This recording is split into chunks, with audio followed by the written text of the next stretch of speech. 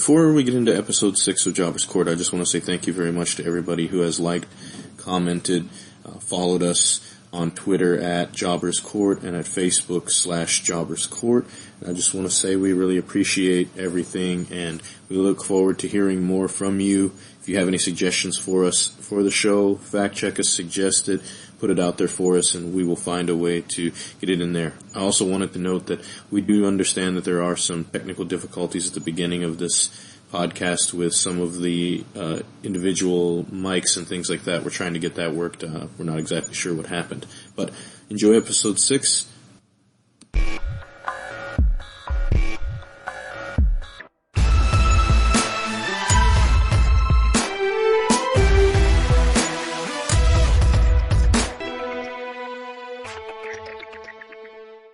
Hello and welcome to episode 6 of Jobber's Court. Once again, I'm the Rasquatch, the king of Jobber's Court. I'm going to be joined today by my normal job squad, my little crew of jobbers that I carry around with me each and every day, or yes, each and every week, for this podcast, the first of which being the man of 1,004 nicknames. What are you calling yourself today? Well, it's a little early up here in Alaska, so I don't know if I want to throw out a nickname, but I did just eat a couple Hawk Pockets, and I'm feeling good. Well, I guess we'll get to the names later then. As always, we also have joining us the the wise old owl of wrestling, Cedric. Welcome again to the show, Cedric. Woo. Fast in session. And then, as always. Yeah, then we have a special guest with us today. This is my friend Will, the wisdom of Willie, the optimistic pro wrestling fan, the probably happiest and least complaining pro wrestling fan I've ever met, and that's really hard to find. So try not to get sickened by his really super positive opinions of wrestling that we have today. New Day would be proud. The power of positivity is running strong within this man. Welcome to the show. Thanks, Rob. All right. So we have some topics to cover today.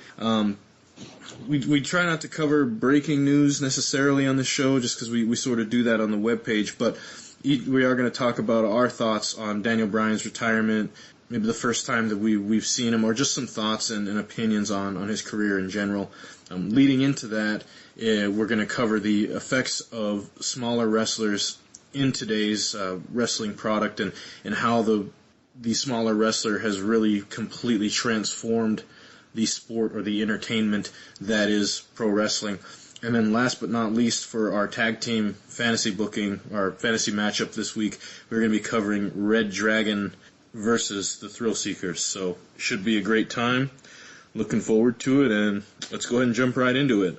When starting with you, Hulkamania, what was your thoughts this week on Daniel Bryan's retirement in general, and then just talk to us a little bit about some of your memories of his career?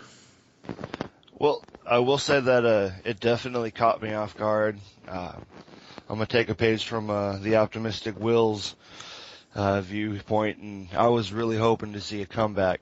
I really was, and to learn more details about the extent of his injuries, especially with the lesions on his brain and the seizures that he's been having and kind of been hiding, I guess, from mainstream news, really took me back and really hit me kind of hard. So I wasn't expecting it, but I'm glad that they gave him the time that he did at the end of the show, and they really built up the entire show from the pre-show on, just captivating all these great memories of Daniel Bryan, or Bryan Danielson as he was known beforehand, and that's his real name, Bryan Danielson, and it was great.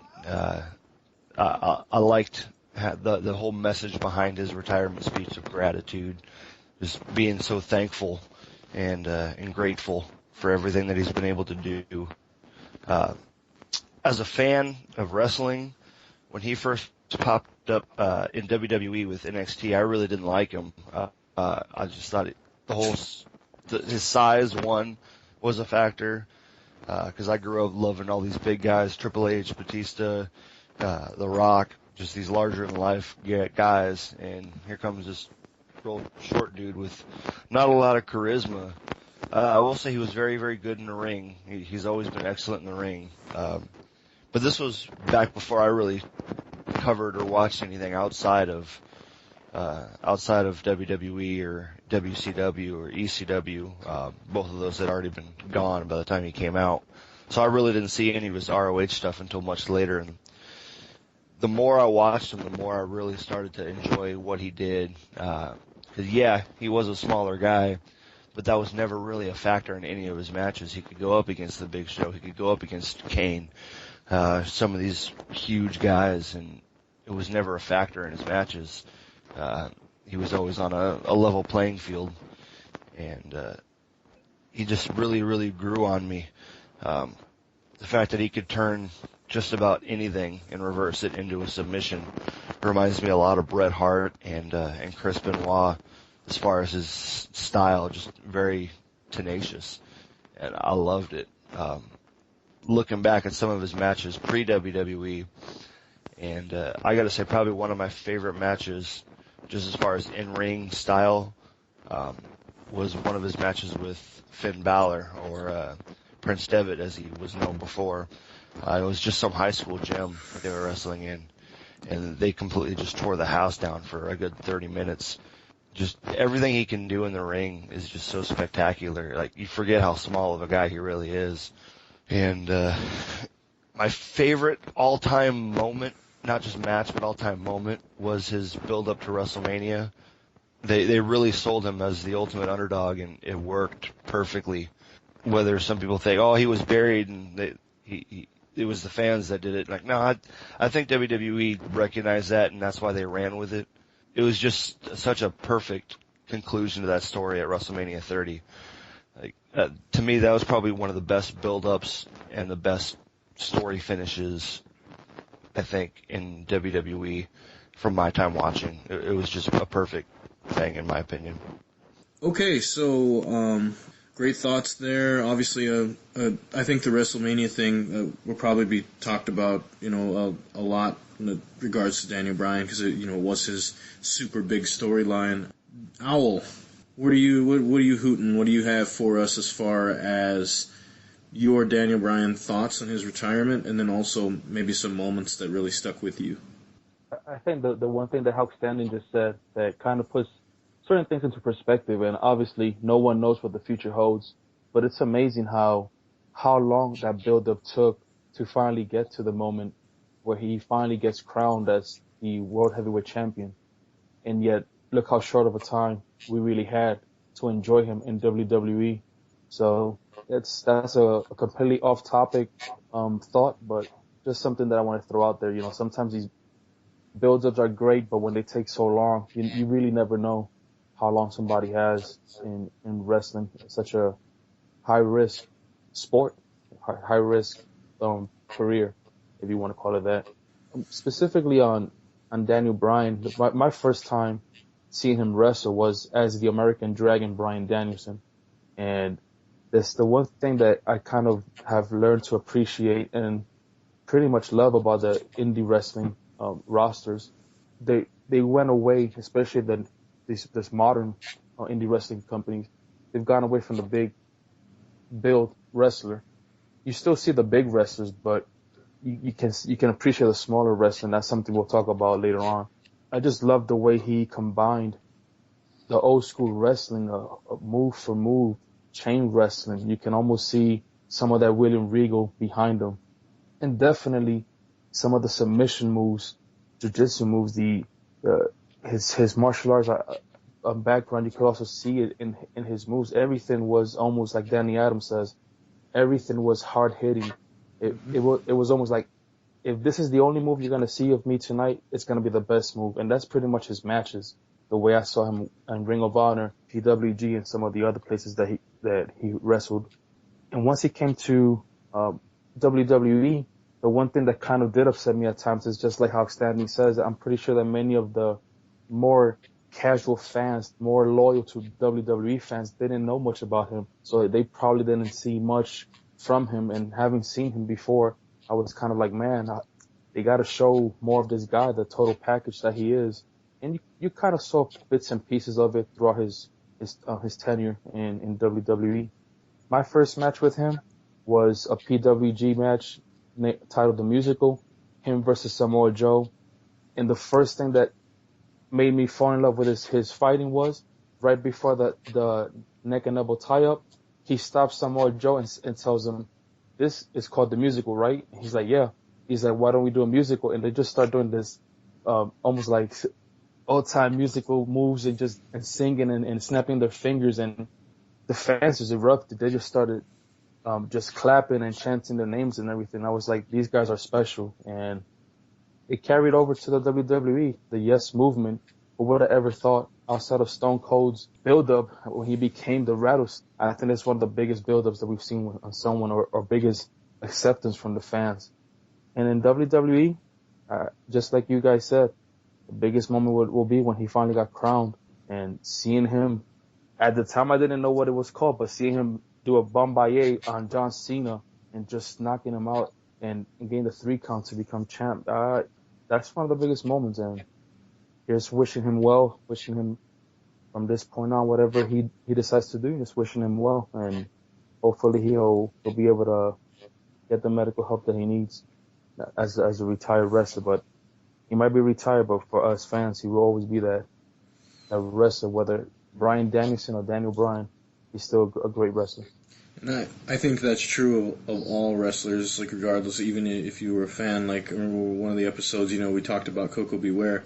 As much as we make fun of Coco Beware, we still remember Coco Beware. So, it's just the matter of that person having an impact, positive, negative, whatever it might be on you. I mean, you're still remembered. I mean, I can go back and you could show me a picture of a wrestler in the 1980s that wrestled in the WWF. I could tell you who it was. I mean, I don't think that there's one that you could show me that I don't know who it is.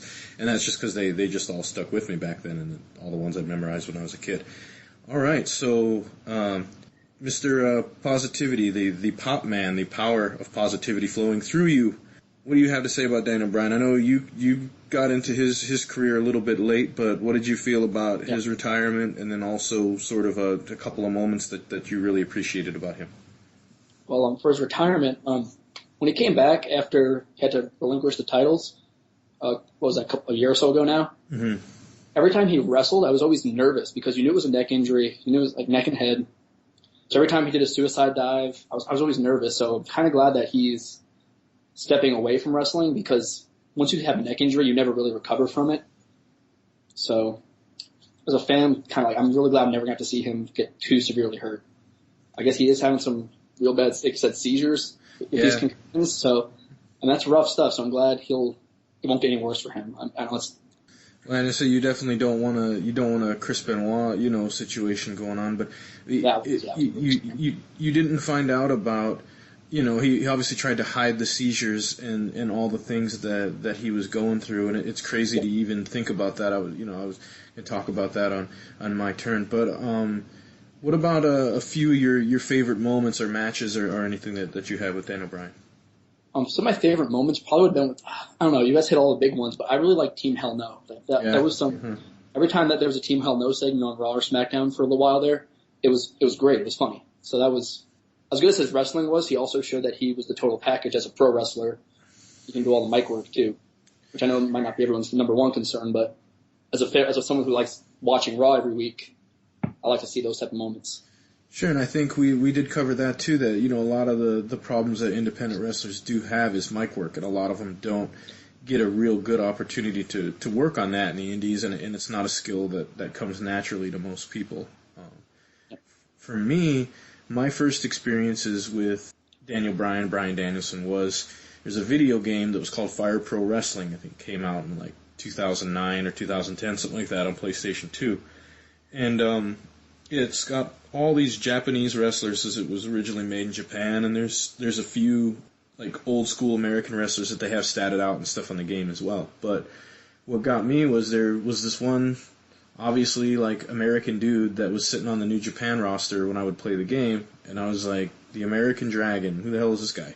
And I would notice in the game he was pretty good. I was like, man, he holds up to some of these really good Japanese wrestlers that were on the game. And so that got me onto YouTube, which then got me into watching his stuff, and then eventually I saw he was coming in, he was on that NXT, the first season of NXT, and so when I saw him on NXT, I sort of thought that he kind of deserved to be where he was initially, where they really weren't pushing him as hard as, say, like Wade Barrett at the time, who I thought was outstanding, like on that whole season. And I felt like when I saw Daniel Bryan, I was like, he's just too small, and he doesn't have the look, and he doesn't have the. But then the more you start watching him, and you start realizing like the amount of technique that he had, and the amount of technical skill that he could put into his moveset and into his wrestling style in general, you can also see some of the signs of his shoot fighting background. He doesn't fight in MMA, but he trains in MMA, and you can see the influences of some of those types of things in his wrestling style. And it takes a keen eye of somebody who's done a little bit of those things to really be able to see the subtleties. But definitely there for stuff he does. For me, I was actually going to mention Team Hell No too, which is some of my favorite moments with him in general, because I think when we really saw his personality really start to grow. But another moment was the angle that he had with Bray Wyatt, and the apparent, like brainwashing that was going on with him at the time, and he really thought he was gonna be there with Bray Wyatt, and that Bray Wyatt had manipulated him, and then last second he stands up and they go at it. I thought that was a really, really well done angle.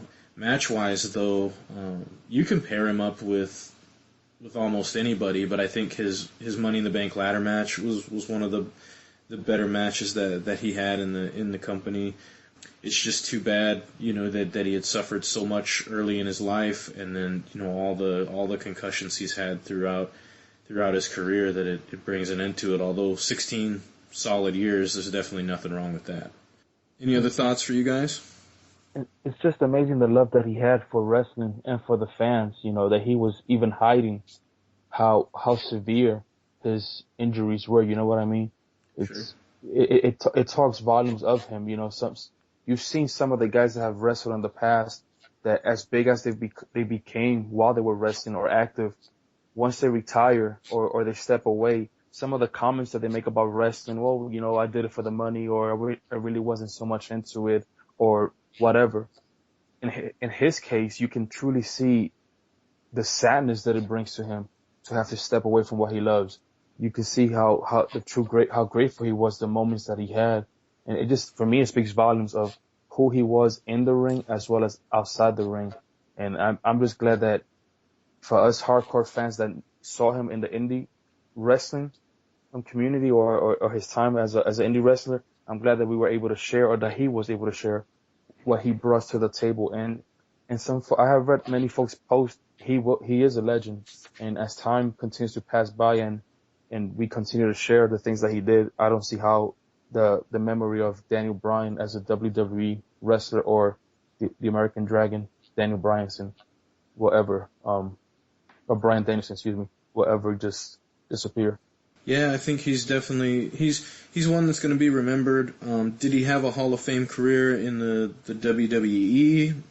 No, maybe not. But if you consider his influence overall in the indie circuit and what he was able to do, he's on that CM Punk level of independent talent and what they were able to do and able to bring into a big company like the WWE. I forgot my own format of my show. Can you guys believe that?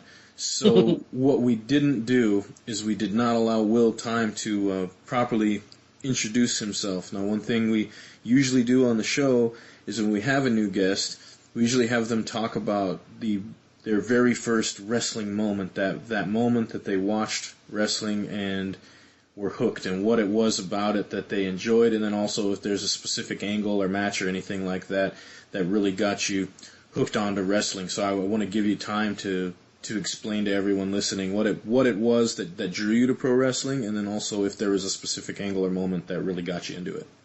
Well, I think you remember when I started watching pro wrestling. I do. Yep. It was on AFN one night. Like I just had it on for like kind of white noise in the background, and I kind of thought it was interesting. I laughed at a few moments, like how some of the wrestling was cool, and then I talked to you about it at work one day, and I think we watched some old Royal Rumble matches. And then I was pretty hooked right away. I started watching Raw and SmackDown not too long after that. I think it might have been, I can't remember the exact year Rumble, but with the Hardys and Dudleys in a table match. Yeah. And Kurt Angle came into New York and told all of us New Yorkers that he could be our champion because the Knicks suck. Yeah. I think things like that one Rumble for some reason I think stands out as probably the first pay-per-view I watched, and after that I just kept watching. Oh, I want to say that was 2000 maybe.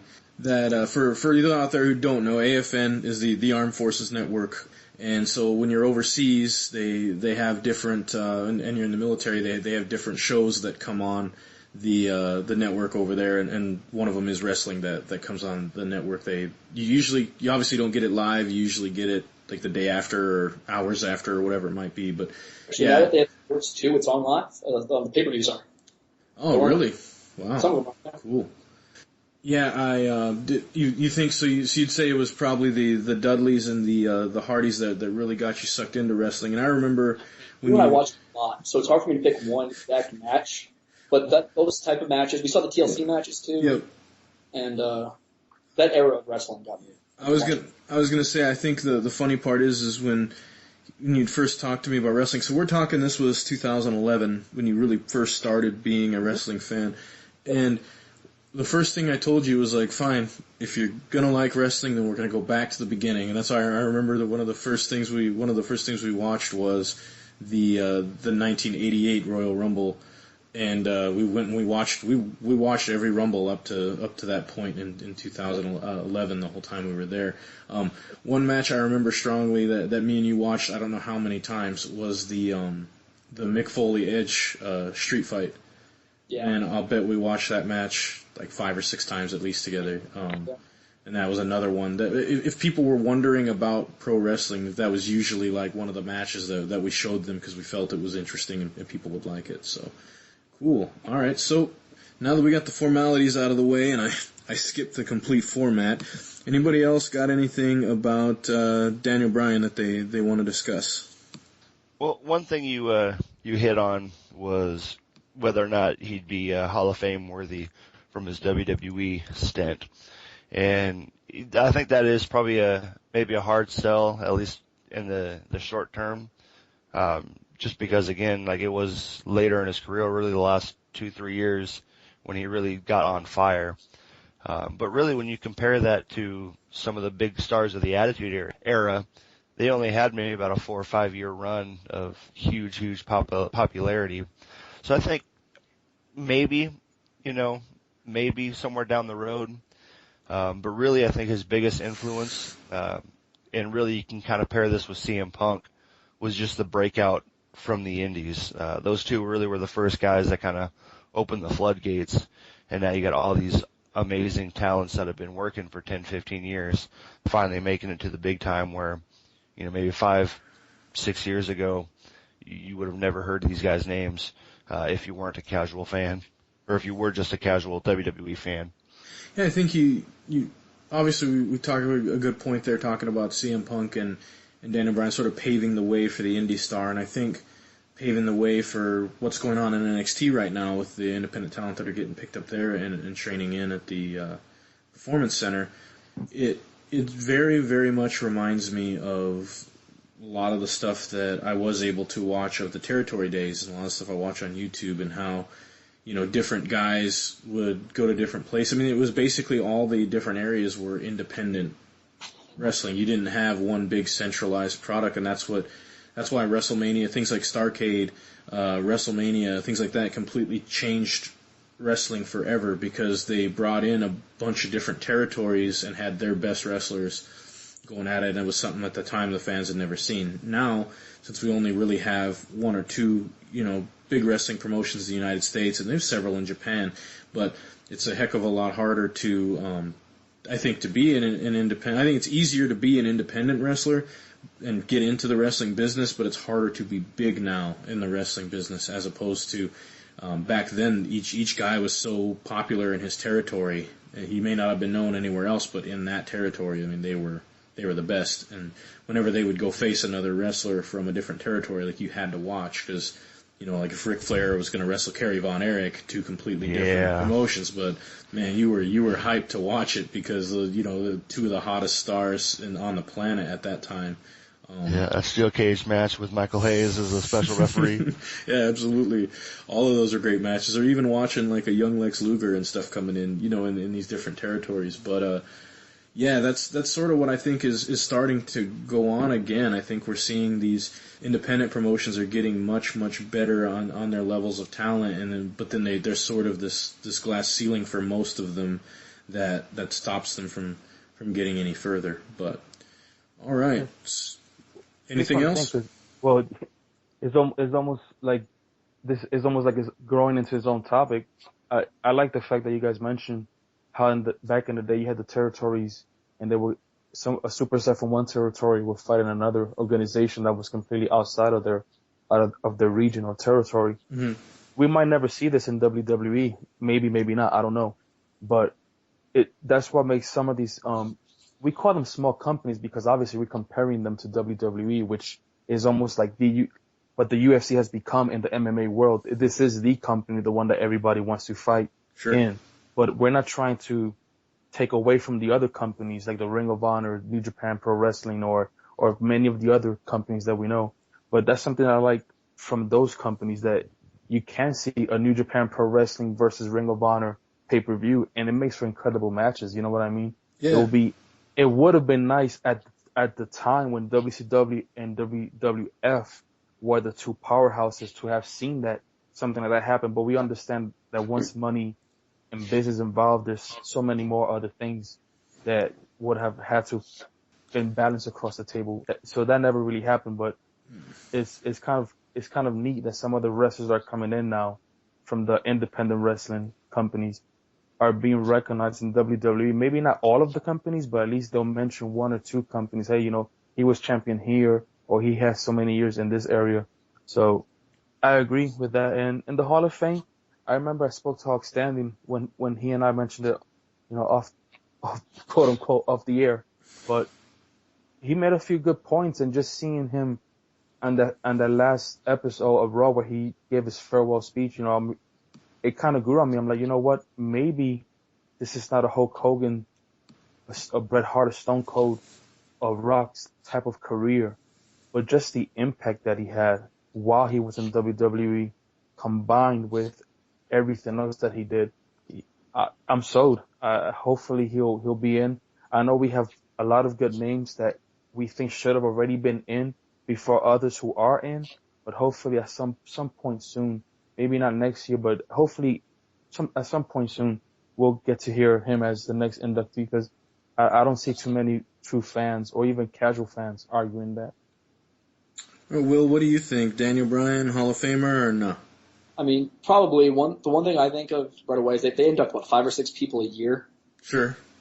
I'd say he probably will be in the Hall of Fame pretty soon, especially since he's so popular right now. Kind of reminds me of how Edge retired and went to the Hall of Fame right away. Sure. So I could see them putting him in this year if they wanted to. They already have Sting as like the big headliner if they want it, so they could save it for the year after maybe. But I know we talked about that on one of our shows. There's so many big names that need to headline a Hall of Fame class, but now we have another one I think that could potentially be there. I guess for me, the one thing that'll stick with wrestling probably for the rest of its existence is the yes chant. And at the end of the day, if you're able to influence wrestling to such a degree that your chants or your catchphrases or whatever it might be carry on till the end of time, basically, if those kind of things happen, then I guess I would have to change my opinion and say, yeah, I mean, if you can influence wrestling to that degree, then I suppose you probably should be in the Hall of Fame. It's right up there with Stone Cold's What? Mm-hmm. And then along with Ric Flair's woo chants on every chop that we see. Every time the crowd gets something they like, there's going to be a yes chant. So sometimes you don't know. Yeah, it's them too.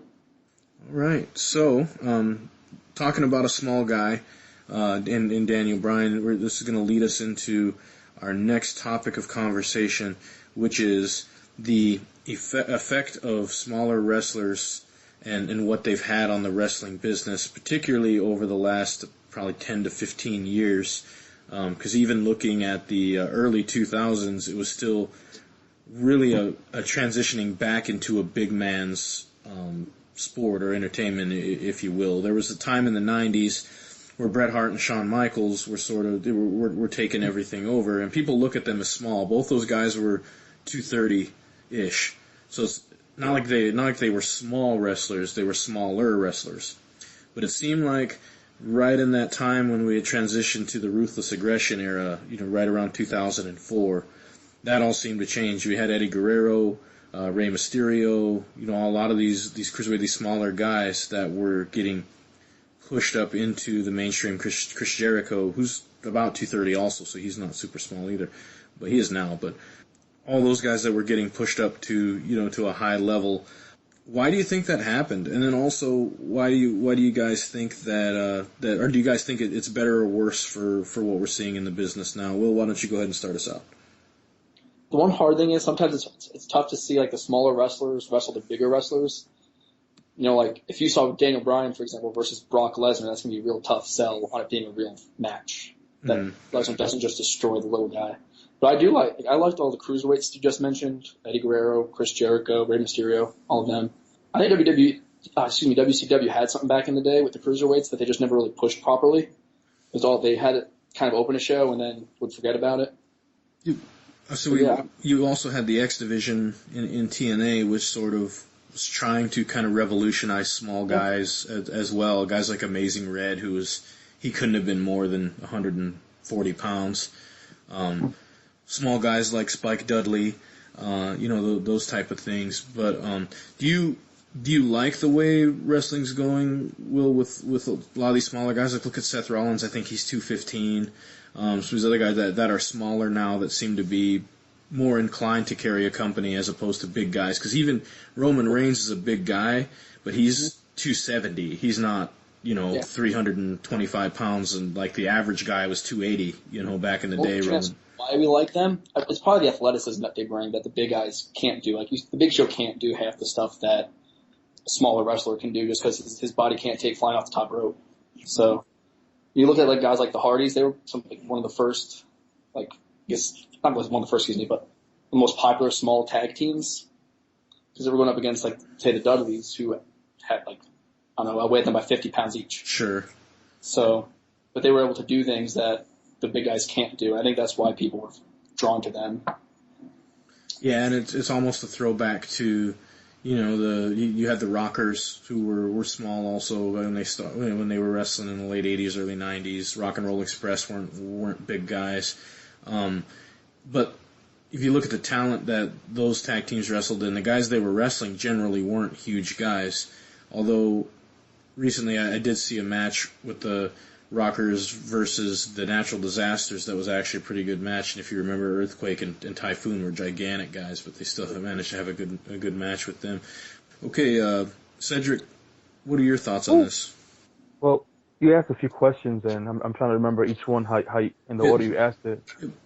It's basically, answer in whatever order you'd like, but basically we're trying to figure out why do you think that the business has changed now to where a lot more of the smaller wrestlers are really starting to come into the fold and be more popular? Why do you think that this has been good or bad for the wrestling business, and just your thoughts in general about smaller wrestlers and how they've changed wrestling? I think one of the biggest, this is my opinion, and obviously some folks might agree or disagree. I think one of the biggest reasons why we're kind of seeing smaller wrestlers coming in, and not so much the bigger ones. Folks, nowadays, when you see someone that's really big, muscular type, people immediately start with the theories of, how did he get that big? Is this natural, or is there some illegal substance involved? That could have had a certain influence on, well, maybe we should focus less on these guys if that's the kind of negative, attention is going to get. And I think it opened up for some smaller guys to start coming in. There was a time that being small just meant just jumping high-flying moves. With the evolution, in my opinion, of MMA and how it's become so mainstream, I think some of these smaller wrestlers bring that kind of style also. They put in that style into their moveset, and because they are going around different companies, they bring some of the lucha style from Mexico, some of the more shoot fighting style from Japan, and some more technical wrestling from the European style. So I think that made for a more complete wrestler to a certain degree, and people are starting to enjoy seeing that from a smaller guy. This is not your small jobber from back in the day, like we once mentioned, the 1-2-3 kid being the jobber for the bigger guys. Now all of a sudden we're seeing, hey, this smaller guy competing against the bigger guys and showing off their moves. Deep down inside, like, people always like the whole David versus Goliath storyline, and it also makes for interesting story. Obviously, you don't want the same storyline every month, but it does make for an interesting story when you see someone who's small, is the underdog, get to the goal, which is to be the champion. And you mentioned the X Division. TNA at one point was built around the X Division. You had many good big wrestlers, but who was the guy that they were trying to build the company around? It was around AJ Styles, a smaller guy, fast, extreme type. And then you mentioned low key, Christopher Daniels, Amazing Red, so many other names that came around, P.D. Williams. There were so many small, obviously muscular, but based on the bigger guys like a Rock or for some of the older guys like you mentioned, Typhoon and Earthquake, these guys were smaller, and it just makes for more move sets, and you could have either a very technical wrestling match, slow paced, you can enjoy, or you could have a high flying style, fast paced match like we've seen from one of our tag teams that we had in the fantasy booking, like the Young Bucks, for example. So, and I think it is good. It is good for wrestling.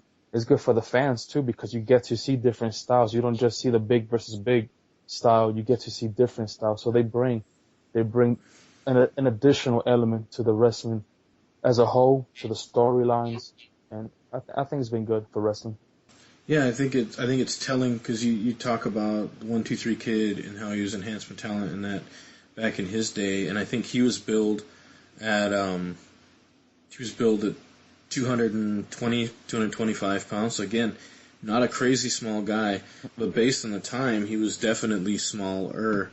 I think that overall the issue of the bigger guys was a lot of what you said. I agree with, and that's the steroid use and how that's looked at now, and the scandal that happened, and that's what began the change in my opinion, when you had the everything going on with the steroid scandal, and then all of a sudden they were pushing Bret Hart and Shawn Michaels and the smaller guys, because obviously they needed to get away from these large hulking, or if they were going to push a big guy, it was like Yokozuna, who you wouldn't think the guy was on steroids. So yeah, I think that might have triggered the beginning of it, but great thoughts and opinions. HBK, what do you got for us? All right, well, the Doctor of Howconomics has done quite a bit of research on this, and really the more and more I looked into it, the more kind of surprised I was just looking back at history. We talk about how WWE and just wrestling in general has kind of been ruled by the bigger guys, but really the smaller guys have pretty much always been around. Heck, Bruno Sammartino, one of the first big mainstream champions, he was only 5'10". Granted, he was a big guy, but he wasn't a tall guy. Davey Boy Smith, British Bulldog, he was only 5'11". You talk about Shawn Michaels and Bret Hart. Yeah, both over 6 foot, but still in that like 220, 230 range, which is a little smaller than some of the big guys like Hogan or Ultimate Warrior. But the smaller guys have really always been around, and they have been holding championships for decades. Look at Dean Malenko, Eddie Guerrero, Rey Mysterio. They've always been around, and they've always kind of been making headlines, just I guess not in the way that you typically or stereotypically see wrestlers as just the big hulking, is he on steroids kind of thing. So I think a lot of that kind of goes beneath the radar with some of these smaller guys. Lately, I definitely agree that it has becoming more of a resurgence with some smaller, more athletic guys, and I think that's just the pace of the show. We talked about it a few times on our previous shows, how things are just getting a lot faster. I think part of that maybe has to do with UFC or just MMA in general, where you see a lot more striking and a lot more strong style in some of these matches. The smaller guys have always been around, but lately, again, with the popularity in UFC and MMA, you see a lot more hard styles and harder hitting, striking, and just more athleticism in general. I think again with the talk of concussions being a big thing, and just all the injuries that we're getting, you see more of the smaller guys doing what they do, just try to make a name for themselves. We talked about the cruiserweights in WCW, and sure, WCW really made its name by signing all these big former NWA and WWE, WWF guys, but really the cruiserweights kind of set them apart from WWF at the time, because they really didn't have a big mainstream thing. Sure, they had the light heavyweight title, but it really wasn't as big of a thing as the cruiserweights were. When you have guys like La Parka and some of these other guys, Rey Mysterio Jr., granted, he came to WWE and became world champion. So you've always had these smaller guys. But yeah, I definitely think there's a resurgence in the smaller, like under 200 or right around 200 type guys that can really hang with the bigger guys. And that's what I love about NXT, is that size really doesn't matter. With AJ Styles coming into WWE, I never realized how small of a guy AJ really is until you see him up against Chris Jericho, who Chris Jericho arguably is a smaller guy, but he just looks like this behemoth compared to AJ Styles. And to see him hang and go, their match on SmackDown, even though AJ lost, it was a phenomenal match, and I can't wait to see more of it. I think that's probably one of the best things about some of these smaller guys finally getting mainstream attention, is that you don't have to be 6'5" and 280 pounds to be a top guy. Yeah, I think they're finally making that known. And talking about Daniel Bryan, he really helped that floodgate as well. I think that you look at the small wrestler in general, and the only negative thing I can say is I don't know how well their bodies hold up to what they're doing, and I think in the past, a lot of times that's why the larger wrestlers hung around longer, because they weren't taking the crazy bumps that the little guys are willing to take, and they're not flying off the top rope like these guys were, and so their longevity overall is better.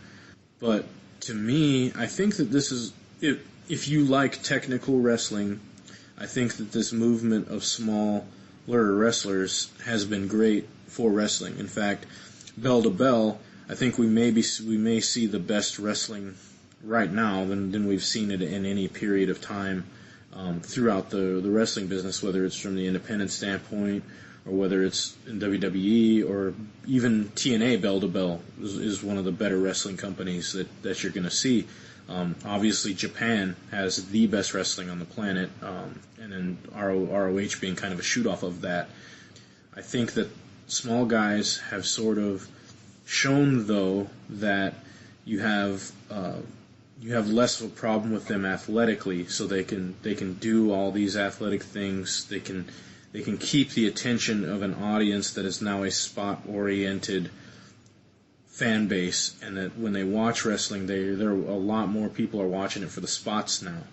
Because it used to be in the 80s and even into the early 90s, it was all about the reality of it, because a lot of people didn't know, or at least they weren't admitting it was a work then.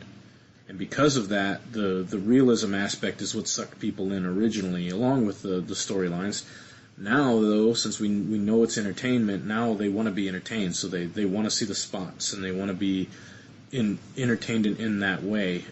I don't know, do you guys agree or disagree with that as far as the spots in wrestling and how people progress as far as fans go? Yeah, I definitely do agree. Just people in general as a culture, we're right now, very short attention kind of thing, If it's not a 7-minute Snapchat, I'm not going to watch it past 7 seconds. And so, yeah, those high spots really do, catch your eye and make you watch and keep you invested in the rest of it. And you mentioned athleticism, being able to take the bigger bumps and to do more in the ring. And one thing I've noticed recently over the past month or two is that even some of the bigger guys are now starting to try to catch up, I guess, with some of the in-ring ability. Heck, I I don't know if you guys noticed this on Monday or not, but it looked like Ryback was trying to set up for a moonsault. Yeah. And I wasn't thinking about that. He did a damn like barrel roll over the top rope a few weeks ago. So yeah, he's definitely been pushing some of these bigger guys to I guess, expand their moveset a little bit more to keep fans enthralled. Because yeah, you talk about like back in the 80s where just a big guy steps in the ring and it's just, wow, look at that guy. And now, we've been just force-fed all these big guys that, okay, he's a big muscular guy. I've seen that before. And what else can you do?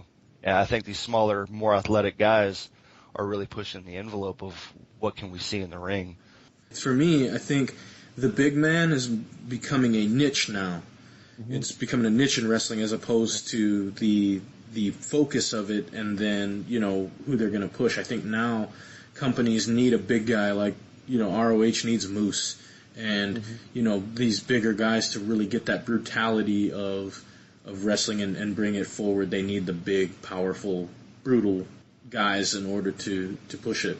Whereas back in the day, the little guys had their niche. So I just think it's just a change in the guard, sort of, for the better, in my opinion. Yeah, I was going to mention what Hawk Standing said, and it's pretty much a combination of what all you guys have been saying. Back in the day, you would have your Andre the Giant just because he was larger than life. You were like oohing and ahhing, and when he dropped his big palm on your back, that was just enough of a moveset for the crowd to go crazy. Nowadays, when we saw the Great Khali come over doing the same thing, we were like, okay, because now you were kind of comparing with a big athletic guy, like, for example, Brock Lesnar. Brock is not just big. He's big, like, mass-wise, because for some people, even 6'3", 6'4" is short. I guess for me, I barely break 5'10" on a good day. I wouldn't mind being a 6'4" Brock Lesnar, even if I was a 6'4", 150 soaking wet kind of guy. But it's, like you said, and I agree 100%. I was reading people commenting and complaining about Strowman. They're like, oh, this big guy, he doesn't do anything. To me, it's almost like a throwback. You have this huge guy, muscle, height, and he has shown you a few, strength-wise that he is strong. Mm-hmm. And I'm like, give the guy a chance, and I like what you guys mentioned, Ryback as well, trying to do certain moves in the air, not just the power moves, but getting off the ground, trying to do a few fly. Like, I think he said something about Ryback, flyback. He made some funny but he made a punny, but not funny comment. Yeah, it was punny, but not funny. I got it. But it's good. I think like you guys have said, it's good for wrestling in general to see these guys start to come up. You don't just say, oh, he's small, he's got to be a luchador, or that's his style. Now you see them smart, athletic. They can do good technical ground game like Chris Benoit, Bret Hart did back in the day, even a Shawn Michaels. Or they can also fly and do the aerial moves. Seth Rollins is a really good example of that. Brian, I keep jumping from Daniel Bryan, Brian Danielson. He too was a good example. It's good for wrestling, and just like you said, it's just changing, evolving, and at some point maybe the big guy will come back. Who knows? Yeah, the maybe. big guy might come back again. I actually liked Daniel Bryanson when you said it. I thought that was pretty good. He should have stuck with that. People forget when it comes to athletic big guys that the Giant, when he first started in WCW, could do a missile dropkick. People forget that he would come off the top rope from time to time and just do crazy athletic things. So he would do the kick up as well. Yeah, he could do a kick up. Yep. And to me, that was just, I remember seeing that and going, oh my God, because you couldn't imagine Andre the Giant doing that. Now, that being said, I watched, there was a movie that Andre actually starred in. It was a karate movie of all things, like a kung fu movie back in the late 60s, early 70s, I think it was. And it's Andre the Giant, tall and skinny as hell. And I just wish I could remember the name of it. I saw some previews from it the other day, but him and this other guy are fighting. And this guy does a Kaido throw on Andre, and Andre does a full 3-6 somersault over onto his back and was doing basically gymnastics. And I was like, oh my God, I could not believe that this was Andre the Giant And what it was is just his body from the giantism had just deteriorated to such a degree that what we saw of him in the late 80s was not Andre the Giant. We saw a shell of what Andre the Giant was back in the 70s when he was wrestling 3 guys at a time.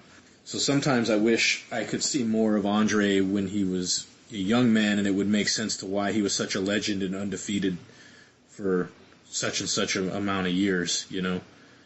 So I think maybe it's not size. Maybe at the end of the day, it's athleticism that's really pushing us into a different time of wrestling, and we just have better athletes because the training is better, the nutrition is better, the ability for these guys to, the knowledge that they have now of sports medicine and things have just advanced to such a degree, much like other sports. So we will have a special guest joining us. The Lone Star has just messaged me, let me know he is good to go to visit with us today. Curt Stallion will be on, so what we're going to do, guys, is pause for just a moment, and I'm going to try to get him online with us, okay? Hello, this is the Rasquatch, Sorry to Interrupt podcast. But before we get started with the Curt Stallion interview, just wanted to say that this is the part of the podcast where we get not safe for work, we get unleashed, and you're going to hear some language that maybe adults only should hear. So if you have any kids that listen to this podcast, now might be a good time to take a listen for yourself first before you introduce this to them. Thank you very much. Ladies and gentlemen, we have a very special guest with us today. This is the Lone Star, Curt Stallion, who I had the privilege of meeting last year in March at the Epic 8 tournament for Pro Wrestling Epic. Shout out to you guys again. He was another product of the Elgin system. We had Danny Adams on last week, and it'll be another good opportunity to listen to somebody else who trained in that particular school for a time. I guess, Cedric, why don't you start us off? Alrighty. First of all, welcome. Thanks for being with us and the opportunity Thanks to for having interview me. you. Sir. And usually this is the first question that we always throw out to our guests. And even we started with this question on episode 1. What are your early childhood memories of wrestling? What is that one moment that you saw either a wrestler, a match, a company, and you said, yep, I'm hooked, I'm a fan? And when did you transition to say, you know what, not only am I a fan of wrestling, I want to actually be part of wrestling and start learning how to become a wrestler? Well, that's a really good question. You see, when I started out as a kid, I wasn't allowed to watch wrestling. I was one of those guys. I remember specifically seeing Badass Billy Gunn. I don't even know if he was badass yet. I specifically remember seeing Billy Gunn on my TV and my mom coming in there and busting my ass for watching wrestling.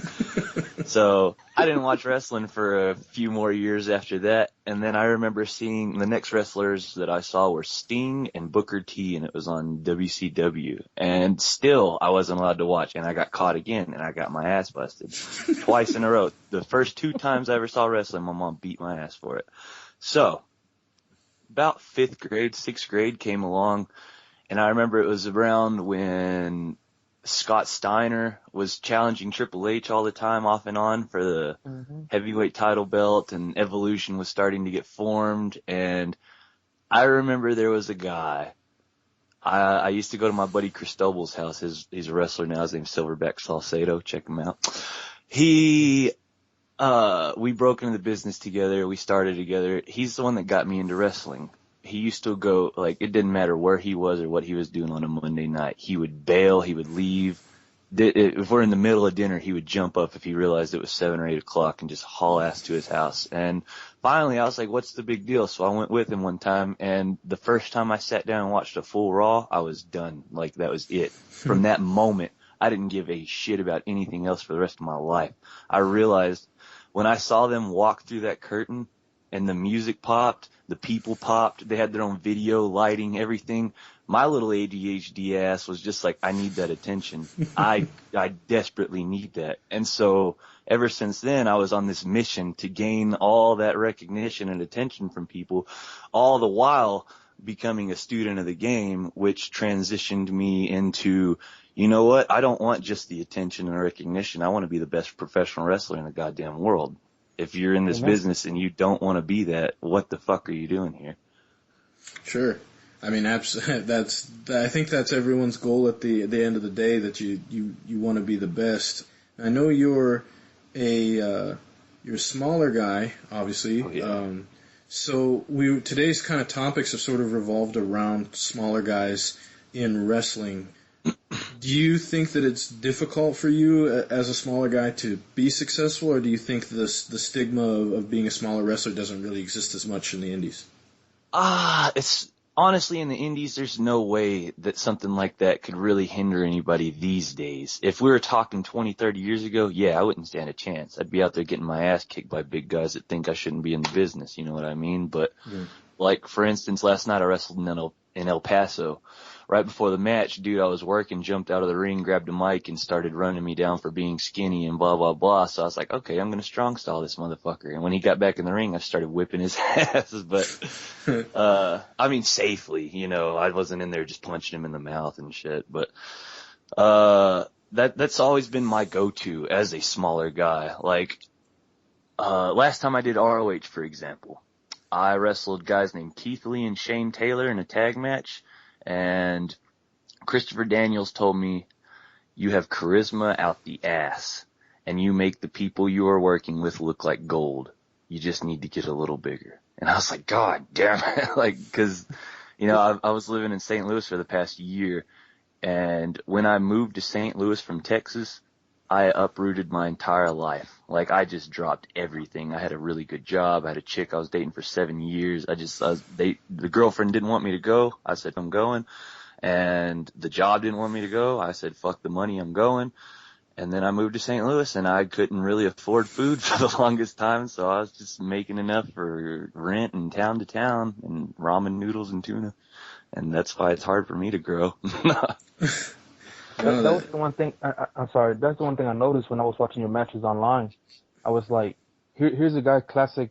What we were talking topic wise, you know, maybe the body is not the Rock body, but you can do the aerial moves, which at one point that was the only thing that people would think of when you thought about the smaller build person. But you can also do your strong style, and that was something I was like, I always appreciate that from the indies, and I appreciate that from your wrestling career that you've had so far. Is yes, I can see some aerial moves, but I can also see that strong style move, and you just mix it up in the ring based on what's needed, and that's something I've always appreciated that. Well, I appreciate that. It's just whenever I started, the high flying stuff was like what was really in, like Ricochet and them were just getting their breaks, and that's all, like ACH, guys like that. I was like, man, I want to do backflips and ridiculous shit that I shouldn't be doing. And so that's what I started doing as a way to get over, because I didn't know how to work the crowd or how to get over. So I just like, oh, I'm going to do a backflip right here out of the ring onto this guy, and yeah, go to the top rope and can do a Phoenix splash and ruin my life. But as I grew, as I started training with Elgin more, I realized, like, I don't have to do that shit. You know what I mean? I can save that kind of stuff for, like, big moments, for big matches, but I don't have to go out there every single time I wrestle and do a backflip out of the ring. You know what I mean? But for a while, I was doing dumb shit like that. Did you have a question for him, Hulkamania? Yes, I do. And Curt Stallion, welcome to the podcast. Thank you very much. One thing that I want to piggyback off of with Cedric is, you got charisma out the buttload, and you don't have to do a lot of the crazy flippy shit that we see a lot getting over to really make a match pop, like you said. But one thing you mentioned too is, once learning from Michael Elgin, we had Danny Adams on the show last week, and he had a lot of high things to say about Michael Elgin, and the more and more I see from a lot of his guys, almost every one of them coming out there is on point. So how'd you get involved with Michael? And I guess how'd you meet him? How'd you get started? And did you train a lot before you met him? How did that whole thing come about? Y'all are just asking all the right questions today. Wonderful. Well, I'd been training for about 1.5 years before I even knew Michael Elgin personally. Like, the place that I was brought up in wrestling was in Odessa, Texas, at a place called Old School Wrestling, and it is very old school mentality. I remember specifically sitting there, and I was on Facebook, and I saw a sponsored ad for Ring of Honor, and it said, hey, come train with current Ring of Honor world champion Michael Elgin in St. Louis, Missouri, blah, blah, blah. And I was like, oh, St. Louis, 1,000 miles away? That's no big deal. Never in my life have I done anything like that, like drive that far, yada, yada. I went to training at OSW, and I was like, hey, I'm going to go do this camp. Does anybody want to go with me? And everybody just shit all over me and were like, why are you going to do that? Blah, blah, blah. Like, you're not ready for something like that. And I said, it says right here, all experience is welcome. And anyhow, nobody wanted to go with me. And so I was like, okay, fuck you guys. So I went by myself, trained there 5 days a week for his camp. It was a 5-day camp. It was like 12 hours a day, like just ridiculous amounts of bumping and doing matches and stuff. But it wasn't just me in there, you know what I mean? But from there, I left. That was in July of 2014. I went home, kept wrestling, yada, yada. Everybody told me like in that 1 week how much I had improved. And I was just like, wow, okay. Like maybe that Elgin guy knows what he's talking about. So Elgin emails me, and I was like, that was very unexpected for me. And he was just like, hey man, ROH is going to be in San Antonio on November 14th or 15th, 2014. Can't remember. And I was like, okay, cool. Well, what's up? He's like, could you be there? And I was just like, yes. Like without second thought, I was already booked, and you shouldn't do that. You should be like, no, I'm booked. But like it was my first big chance. And the place I was booked at was where I grew up, OSW. And I just told those guys, I was like, hey, remember that chance I took? Well, now it's become an opportunity. I'm taking it again.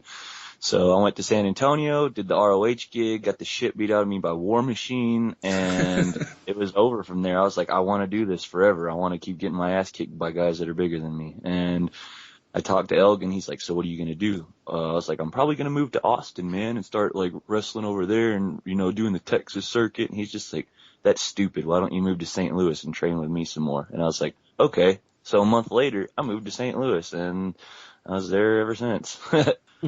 And I know me and you had talked about this before, but it actually was you said you were working as a cook at the time when you were up in the St. Louis circuit at Buffalo Wild Wings.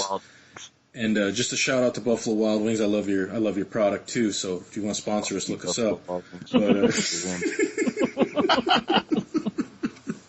you got to get us over, Curt. Anyway, I did. I said sponsor them, not me. Yeah, that's right. Some cheap heat. Yep. But I think for me the biggest things in that I see in your matches is that no matter who you're wrestling, it's very scrappy. And I know a lot of people sometimes use that almost as a derogatory term for guys who aren't very big and they like to brawl. But I say it's more like there's a difference between brawling and being scrappy. When you're scrappy, you're working very stiff, and it reminds me a lot of from a striking perspective. Did you ever get in the ring with Gary J at all when you were up here?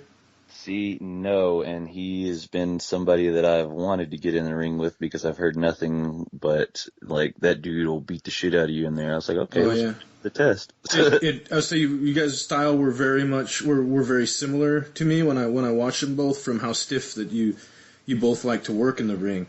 I think the biggest, like the match that we talked about the most was your match with ACH that you had. I actually got to call that match, but I remember that being for you looking much smaller physically than ACH. I think that you really took it to him from a degree of kind of stiffness in that match and really held your own throughout a good majority of that match. And we really didn't know 100% for sure because it was me and Danny Adams calling the match. We didn't know 100% for sure who was gonna win, or at least the way that you guys were working the match. What was your memories of a couple of the best matches that you've ever had and guys that you could work with every night? Oh man, honestly, like any of the guys I train with, because we all spend so much time together, like we just all have that natural chemistry. Paco, Danny Adams, KLD, Everett Connors. You've got to work KLD before? This is one of those moments where you got to edit the shit out where I'm sitting there thinking, or you can just have my badass talking about thinking. I want to say we've had matches in training, but I know recently that I've had a match with him, but I think it was a triple. Yes, that's okay. We're in North Carolina, brother. Okay, sold out stadium. there was 50 million people in it. No, okay, I'm kidding. To the rafters. To the rafters. Yeah. It's sold out. Nosebleeds were dripping. No, it was a fatal four-way. It was me, Paco, this kid named Mason Maddox, and KLD, and we were in North Carolina at PWX, and it was that was the first time I ever got to work with Big Kev, and we both had always talked about wanting to work each other one-on-one, but getting that taste of each other in that match was like perfect, because we didn't really call anything, we just went out there and did our thing, and it was like perfect. Like, I wouldn't say perfect, but it was like, I can't complain about anything, you know what I mean? Yeah, for the fans who aren't familiar with Kevin Lee Davidson or KLD, can you describe the guy? He's a big bastard, dude. He's like the Big Show modern era, except maybe 5 inches shorter and 100 pounds smaller. But he can move like me, and that's ridiculous. His finisher that I saw him do actually was a flying crossbody. For the pin is the finisher that I've seen him use, and the few times I've got to see him work, and I thought that was just incredible. That guy could use anything for a finish, and it would work. Like, he's good. He's really good. So is Danny. So is Paco. Austin Blackburn can eat shit. He's a good kid, though. I see. He does get crap a lot. So, do you else have any questions before I start taking over this interview? I feel like I started interjecting a bunch of stuff halfway in between. Yeah, I got one if you don't have anything, Cedric. Yeah, you go ahead, man. Just thanks. All I gotta say is just thanks for being part of the Jobbers Court today. Appreciate it. Thank you, man. All right. Well, this is again outstanding. Pleasure having you on the show. Very entertaining, very charismatic, but we already knew that. And one thing I want to ask you, and you touched on it a little bit about getting your break into the business, about just completely uprooting your life and moving to St. Louis. What do you think is probably the hardest part of that decision you made, and how did you make ends meet after uprooting yourself? I love Mike Outlaw.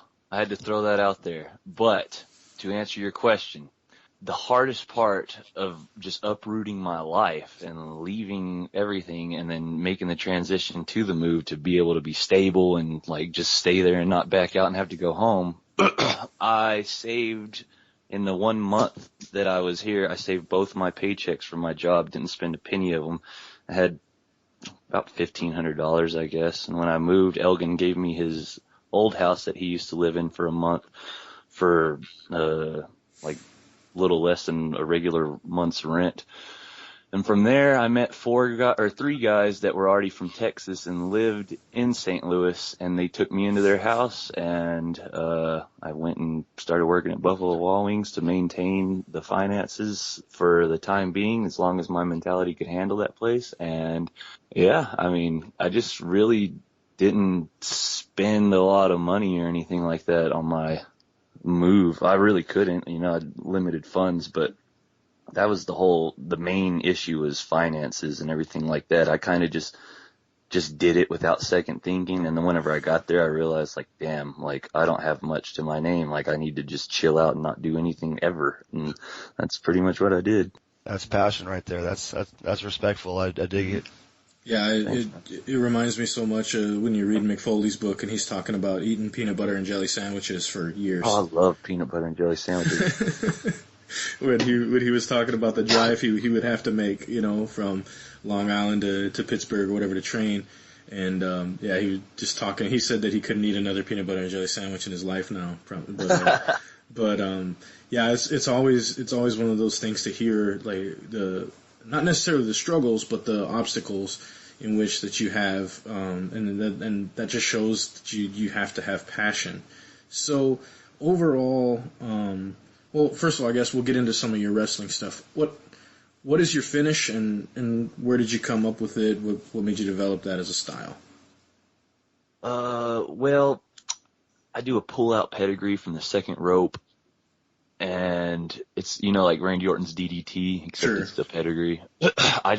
Honestly, I've never seen anybody do that. I think somebody said Teddy Hart's done it before or used to do it, but I think his was more of like a pile driver from the second rope, but I don't know because I haven't seen it. It's something I've never seen anybody do, and I wanted to do it. Have y'all seen anybody do it before? Let me know now. I have not. Not that I'm aware of. Not a pedigree from second rope. Just you. Well, Yeah, that's what I wanted, something nobody else did. I used to do a Spanish fly, and I realized that's ridiculous. My falsie is like I pick you up like an Alabama slam, and I hook your head and do like a kryptonite crunch over the knee. I stole that from Kazuchika Okada. Yeah, I like that. I actually had to ask Danny Adams what that was called and where you got it during one of your matches. I think might have been the ACH match. Just remember he was calling with me, and I said, I don't even know what to call that because we were on the radio, and he explained what it was and where you got it. So at training and stuff, we call it the Okada, but like whenever I'm calling it in a match, I call it the buck off, and I always put the B in brackets so that you can replace it with an F if you ever feel like it. Nice. That's the one thing I guess is when we talked about commentators last week, it's super important to know certain things like that, because otherwise that's what he was like. Well, he was explaining the origin of it and all that was very helpful to me when we're on the radio and recall that. Cool. I'm trying to think what else. I've never done a Spanish fly, but I've taken Spanish fly before. So just if anybody out there who's never taken a Spanish fly, you should check it out. It's pretty cool. Anyway, let's see. What else do I got for you? Do you still watch the mainstream wrestling product today? Do you have enough time to do that? And if so, what do you think of it?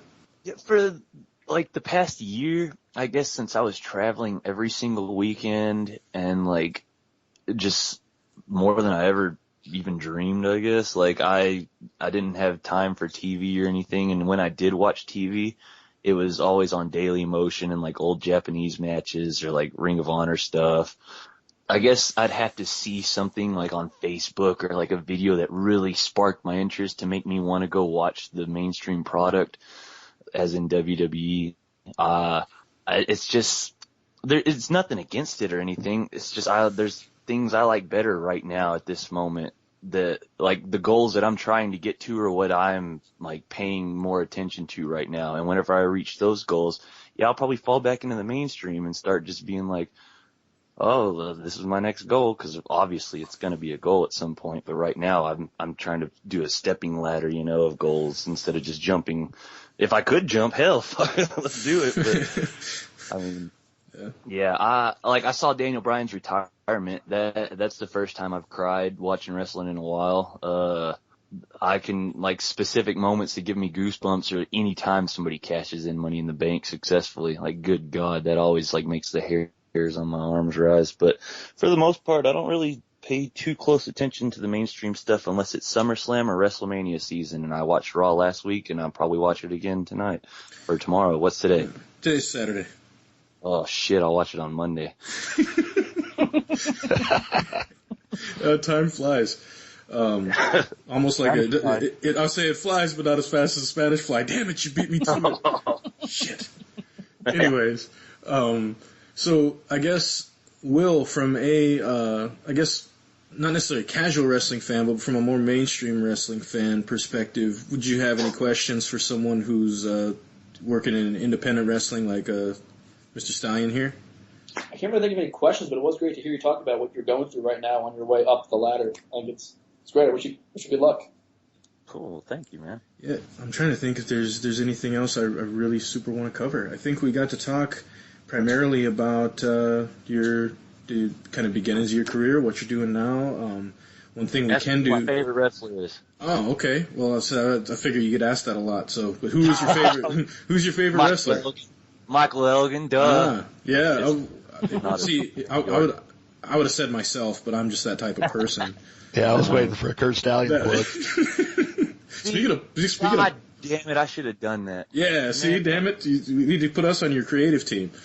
But so the one question, I guess, or the one thing we haven't done, speaking of plugs, is you haven't plugged yourself, I guess, so to speak. That sounds bad, but you've put plugs out there, but not so much for your social media. How do people find you if they want to check out more stuff from Oh my Curt God, Stallion? my favorite thing, yell at the crowd. Well, you can follow Curt Stallion on Twitter at CurtStallion at Curt Stallion, or you can like my Facebook page, Curt the Lone Star Stallion, or you can follow me on Instagram, Curt_Stallion, and all those are really good ways to keep up with what I'm doing because I'm real fucking narcissistic and love myself, so I post a lot.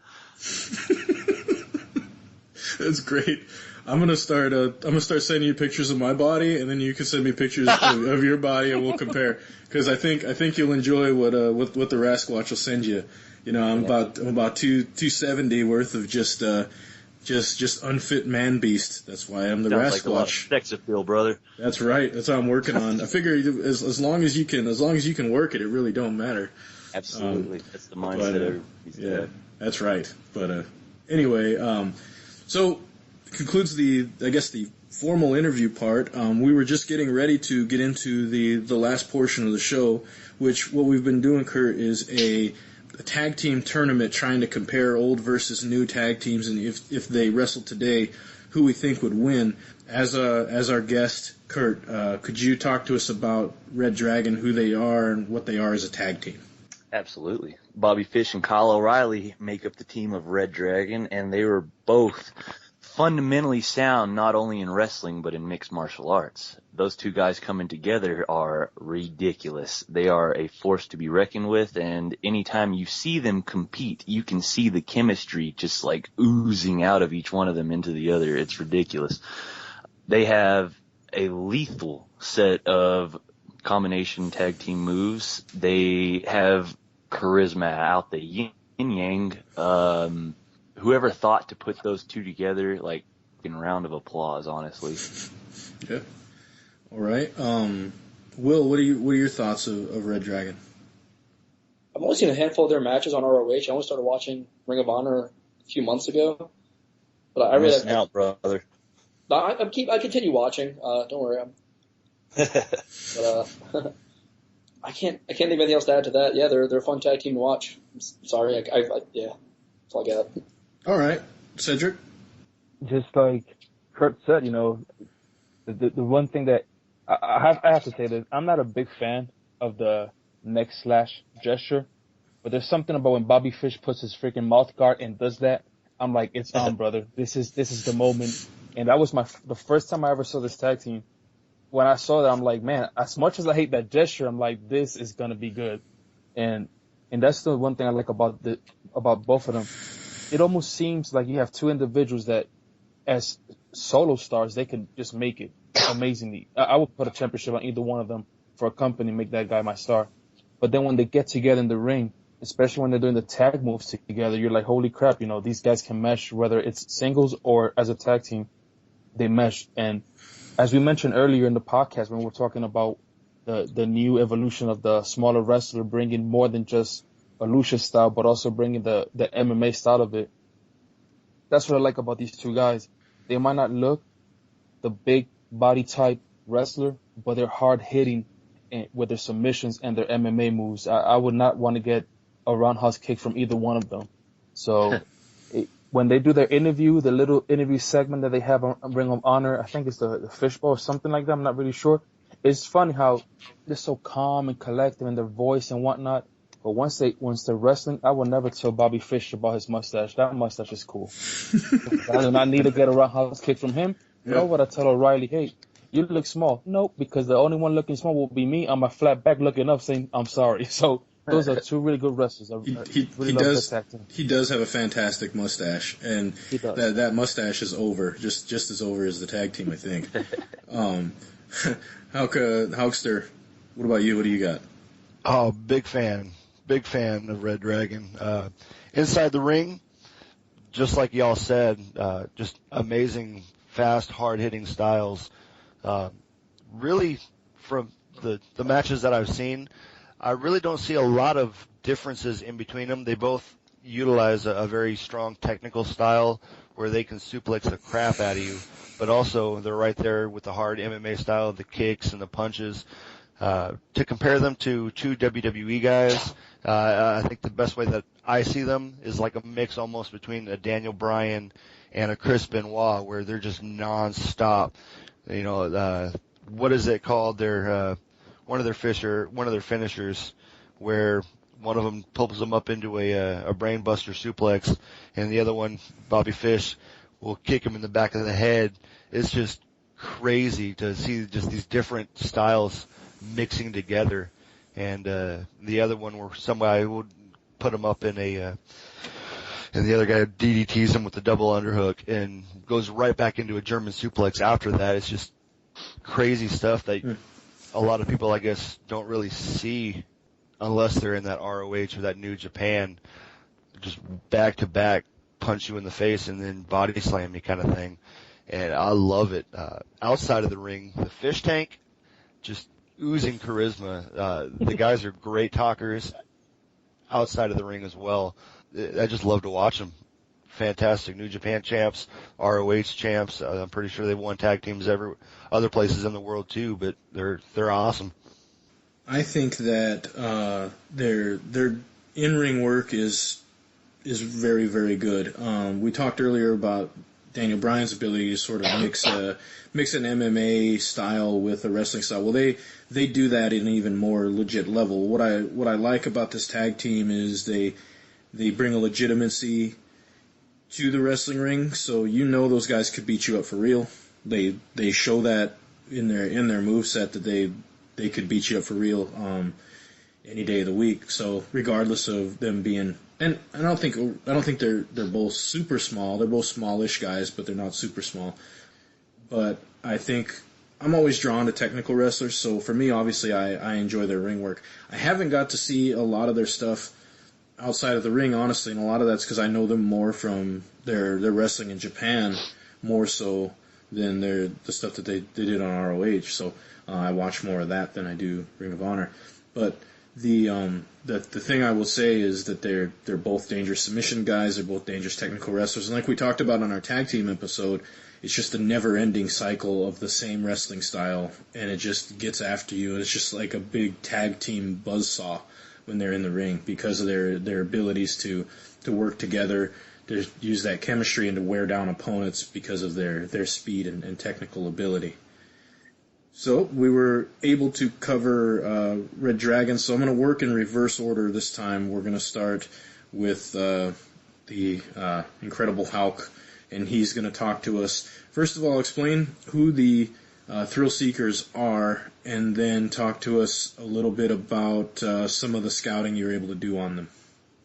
All right. Well, the Thrillseekers are a combination of Lance Storm, who runs the Lance Storm Academy up in Canada, and the Ayatollah of rock and rolla, Y2J himself, Chris Jericho, before he had all these nicknames.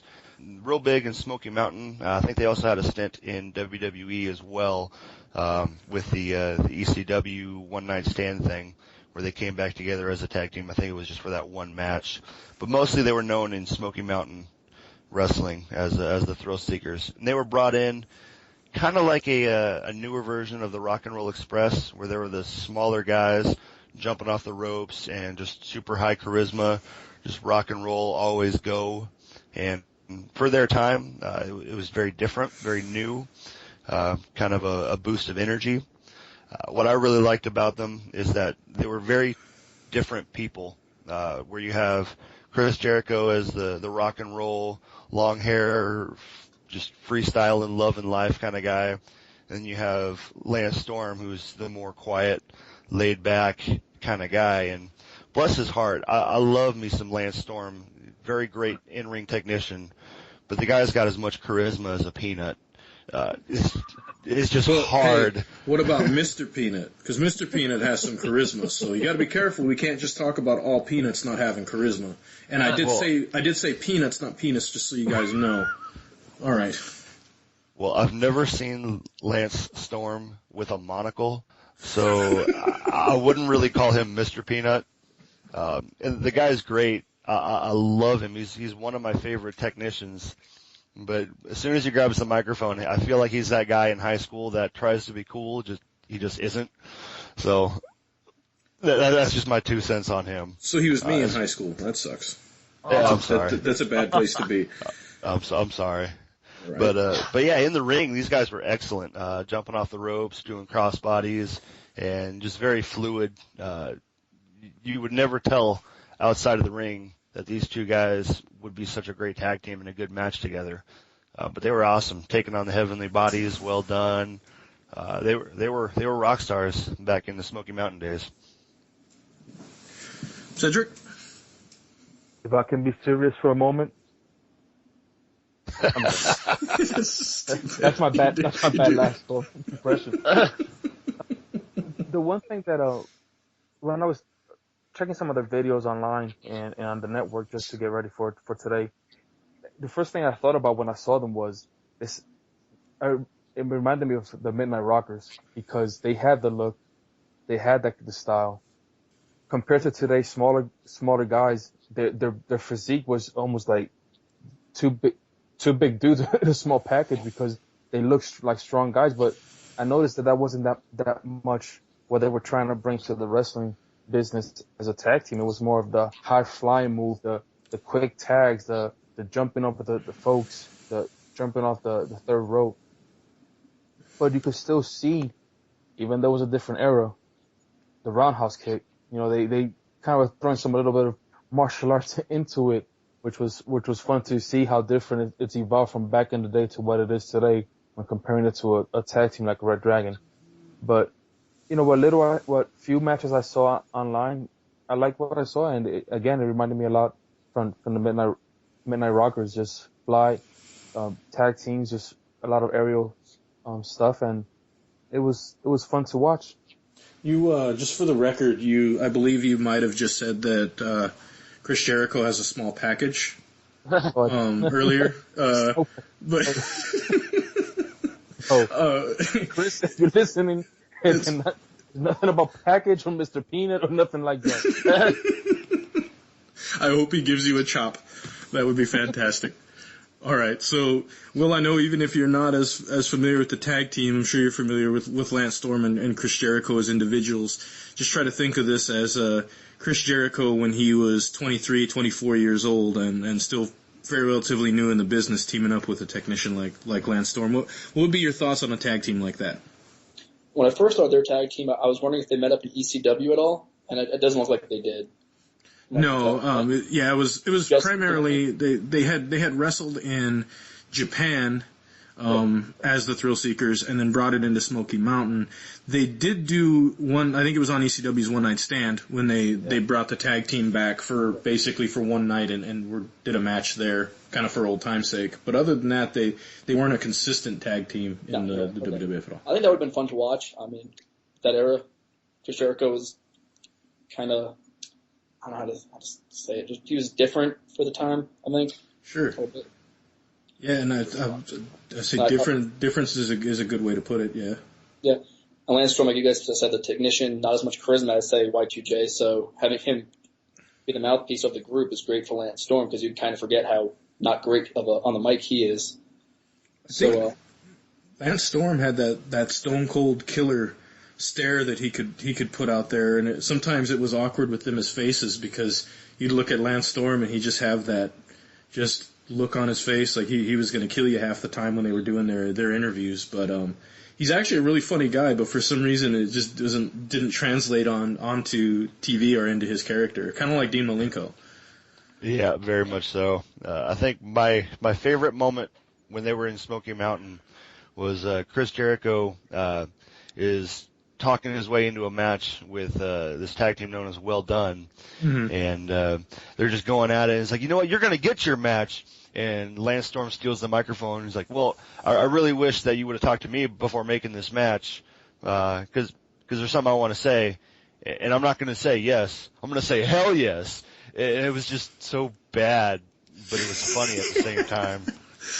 Well, sometimes it's okay to be bad and to make people laugh. I've done that my whole life. Yeah, I'm punny but not funny, and I have to deal with that, but that's okay. So Curt, from the couple matches you've been able to see these guys, what did you think of them paired up together? Honestly, if it was a modern day Thrillseekers put together, I'm pretty sure they would go over reDRagon in terms of wrestling reality, Jericho's experience, and Lance Storm's technical prowess. And if it was like younger Thrillseekers versus today's reDRagon, I am pretty sure reDRagon would beat the snot out of them. Jericho's arrogant attitude would cause the team the loss. But y'all been talking about my boy Lance Storm a lot, saying that he's not too charismatic, and I'm not going to disagree with you, but the way I look at him is my grandma, for instance, has a very dry sense of humor, and I think Lance Storm also has a very dry sense of humor, and since I've grown up with that my whole life, I guess I kind of get it, and I've just always been a real big fan of him, and I know he's lousy on the mic, but his in-ring work makes up for that, and anytime he does have his little moments, like, they're gold to me. That's just, but, the two teams together in a ring, I'd like to put them together, now's Jericho and now's Lance Storm versus today's Riley and Bobby Fish, because I know the four could still go together and probably put out a 30-minute plus match, and it'd be phenomenal. You know? The no-nonsense kind of style that reDRagon has in the ring would correlate really well with the flashy, like, hey, we're the new Rock and Roll Express Thrillseekers style that Jericho and Lance Storm had. I can't stop thinking about going to the kitchen and getting a Sprite. You should. I would do it. And pop that thing open, and we'll do some product placement. We could run an ad for Sprite or something on the show. Damn, I'm going to go do that right now. Keep talking. I'm in my underwear at my grandma's house. I hope she doesn't see me. That makes sense. I mean, you know, maybe she'll tell you maybe she'll tell you a joke, and then it would take a while because it's a dry humor joke, and you'd still laugh about it, though, because you understand dry humor. Hey, who's your favorite wrestler? Hurry up. Curt Stallion, good answer. She had to think about it. You know how mad that makes me? Well, I mean, you know, there are a lot of great ones that she didn't want to be a homer, so I appreciate that she took a moment to think about it. That was part of the dry humor, man. Come on. Yeah, see, she was trying to make you wait for it. Okay, guys, product placement. Ready? All right, let's go. Ooh, open up this delicious, crisp Sprite. Sprite, I Lemon believe, lime freshness. unlike 7-Up, is not made with real sugar. It's high fructose corn syrup, and I'm okay with that. There's no Sprite babies drinkers. in it. There are no. That's true. There's no babies in it. There's babies in Pepsi. Wow, I didn't know that. So let's down with the Pepsi.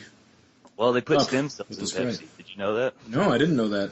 Where did crazy. that? How did you come across this information? It's one of the ingredients. Go look it up after we get done with this shit. Stem cells? Yes. Well, I anyway. think I've got some Pepsi in the fridge. Yeah. Well, see, Go strong. I say you're gonna start growing. No wonder we just need to just drink a bunch of Pepsi. We'll grow our limbs back and stuff. Hello, Jobbers Court. This is the Rasquatch again interrupting the podcast, but just want to set the record straight. So after some research, there is no proof linking the Pepsi company as far as using embryos or unborn babies. In fact, that's completely false in their product. However, there is some proof that they did work with a company that potentially used those types of things as a flavor enhancer. So although it can neither be confirmed nor denied, it's not completely out of the question. Just wanted to clear the air on that and make sure we didn't get sued for something, even though I don't even know if they could sue us for that. Anyway, thank you. Appreciate your time.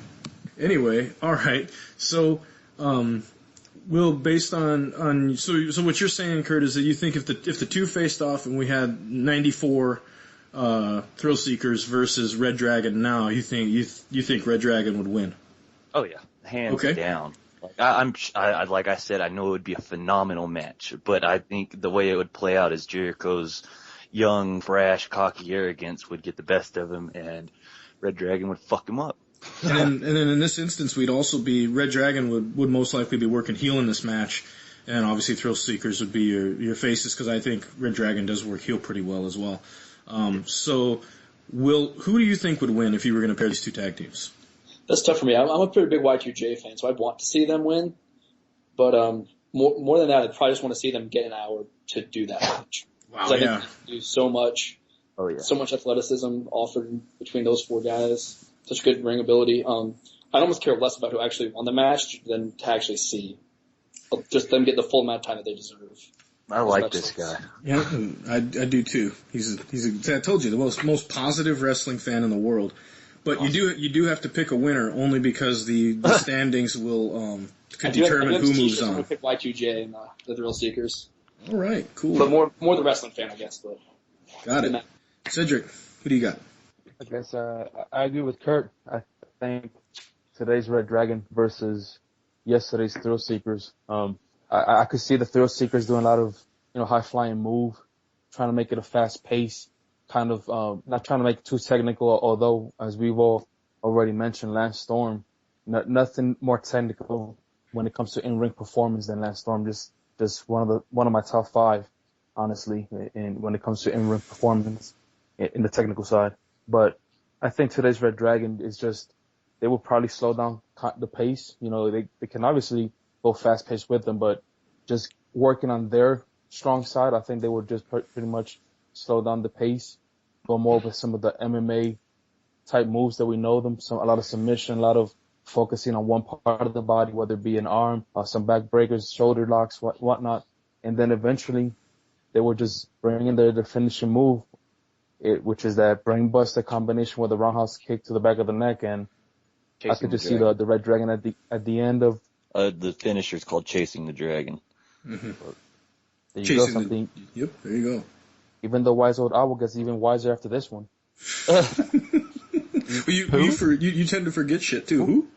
I already forgot I was here. Yep. Anyway, but at the end, Midnight Express. Chicken Express. After that, I just see. Let's keep plugging people. Let's see who might get sponsors after this episode. That's a way inside joke. But anyway, continue. But I just think that at the end, reDRagon will take it. They will be the winners. Wow. Okay. So, how about you? What you got, Hope? Well, I think you guys bring up a great point. If we were to do this match today in present time with Chris Jericho, the best in the world at what he does, and Lance Storm, again, nothing against him. I love the guy. He has a plethora of wrestling knowledge. And put them against reDRagon today, you'd have a very competitive match. And I don't know if I could pick a winner between them if they went at it right now. But if we're putting the Smoky Mountain Thrillseekers against today's reDRagon, the Ayatollah of Hauk and Rolla would have to give it to reDRagon. They're going to close the gap, and they're going to finish the fight with that Chasing the Dragon. Wow. So we're going to have our first new school sort of team go over an old school team. Now, I have to agree with everything that you guys have said. There's a couple reasons why I am going to say that reDRagon I do think beats the Thrillseekers. Number one, neither Jericho nor Storm at that time, at least back in '94 when we're talking about, had used a lot of submission wrestling. They used some technical, but it was mostly counter wrestling, speed wrestling, and then relied on their personal toughness to get by in the matches. But I don't think at this point there was anyone that they were competing against outside of in Japan that could use the submissions in the MMA style that reDRagon is able to use in the ring. Another thing is they were popular in Smoky Mountain, that's true, but I don't think there was ever a time when they were looked at as one of the top 5 tag teams in the entire world. Agreed. And reDRagon can say that now, that they would be looked at as one of the top 5 tag teams in the entire world. Anytime that you've won a title in Japan, I think that it goes far and beyond winning a title in any normal territory, even in the 90s. So based on prestige, merit, abilities in the ring, all those things, I think reDRagon would pretty thoroughly beat this tag team, even though what they have kind of transformed into over time and what you have with Chris Jericho now. I still wouldn't say that Jericho and Storm could beat them now even. I think just because of the age difference, and I think some of the things, that is going down, and Chris is slowing down a little bit in the ring. I don't know if even now they'd be able to kind of hang with reDRagon, who I think is 2 or 3 in the world based on the ratings from Pro Wrestling Insider. So talking one of the top 3 tag teams in the world versus a team that was pretty good in a company that was decent in the 90s. So any disagreements? Otherwise, we're gonna push reDRagon forward in the tournament, and they'll face our winner from next week. Who do we have on the docket for next week? Oh, silence! That means you don't have it up again. Who? You knew this was I'm talking about my phone, not other things. That's always up. For next week, if we want to kind of keep it in the same style wrestling, we can match American Wolves versus the British Bulldogs, and definitely, depending who wins there, we could either have technical versus technical, or technical versus technical in a brawling style wrestler. Just that could be next week. Plain old power. So we want to do the American Wolves versus the British Bulldogs next week. I'll allow it. That sounds good. As the king has spoken. That's right. I will allow that to happen, and that's what we're going to be focusing on for next week. So, before we close up the show, I want to thank very much Curt Stallion for joining us on the show, talking some wrestling with us, and getting some information and background about him. It's been a real pleasure having you on. Well, I really appreciate you guys having me. I'd love to do it again sometime. Yeah, awesome. And before we go, hey, just one last time, go ahead and get your plugs out there in case somebody decided to fast forward this podcast. How dare you? In case they did so, go ahead and throw that out there again. Well, you can follow me on Twitter at Curt Stallion with a C. You can follow me on Facebook. My like page is Curt the Lone Star Stallion, and my Instagram is Curt_Stallion. I'm a big fan of Dragon Ball Z, Star Wars, wrestling, Indiana Jones, Just look me up, brother. No. So are you into you doing any cosplay stuff? That'd be interesting. Get you in some Indiana Jones garb. That's funny. I have an Indiana Jones hat and a whip, but I don't have the suit. But I do have a Jedi tunic. I have a Link from Legend of Zelda tunic, and I have a Naruto Shippuden costume.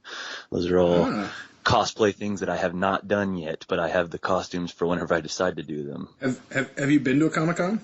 I have not, actually. When I lived in San Antonio, it was always a big, thing for me to try to get to Comic-Con, but something always came up, and by something, I mean a girlfriend that I had at the time. Don't ever have girlfriend. No, kidding. Girls are nice. Well, I can tell you this, going to Comic-Con is a lot like going to a wrestling show. Some of the fans are weird, but at the end of the day, it's a lot of fun. Awesome. Again, I want to thank my other guests on here. We had the power of positivity flowing through our whole podcast today with Will, and we've had the wise old owl hooting out information, and then again the man of 1,004 nicknames. I think we only use 6 in this particular podcast, so we'll have to keep working on that. But I want to thank everybody again for joining us, and tune in next week, and we will you'll get to hear our predictions and what we believe would happen if the American Wolves were to take on the British Bulldogs. I am King Rasquatch, and Jobber's Court is adjourned. Thank you.